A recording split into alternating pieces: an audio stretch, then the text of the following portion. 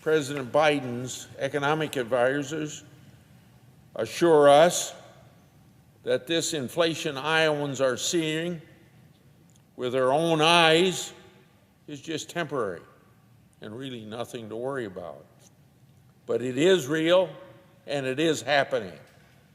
Economists from across the political spectrum are starting to raise alarms. Larry Summers, you know, is the former president of Harvard, former outstanding economic professor at Harvard, was President Obama's chief economist, and was also Secretary of Treasury under President Clinton.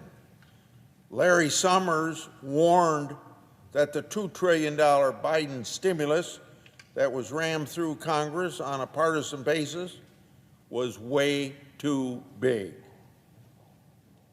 Larry Summers is quoted as saying, quote, "I think this is the least responsible macroeconomic policy we've had in the last 40 years, end of quote.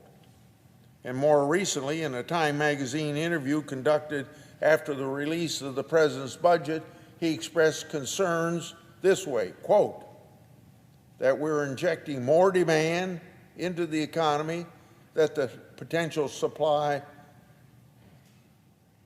I'm going to start that quote over, that we are injecting more demand into the economy than the potential supply, and that will generate overheating, end of quote. When a longtime Democrat economist of the stature of Larry Summers sounds the inflation alarm, the president would be well advised to listen to that alarm. The president's spending plans would dump fuel on inflation fires that the Fed has ignored in favor of easy money policies geared towards propping up Wall Street. In the end, the poor and the middle class will pay. Income inequality will rise. For all their lip service about taking from the rich and giving to the poor, the Democrats' big spending policies may stimulate stock prices for the wealthiest Americans while everyone else pays more for less. I suggested in a speech about the excess unemployment benefits that politicians should emulate doctors, and you know what doctors are taught. First, do no harm. That applies to big spending plans when there are signs of inflation. Once inflation starts to run away, it's difficult to stamp out. Remember the decades of the 70s.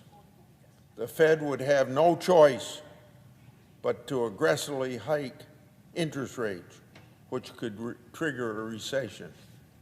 Coming out of a pandemic that's caused so many hardships for American families, the last thing they need is more economic hardship caused by either inflation or a recession. That should give Congress pause. First, do no harm.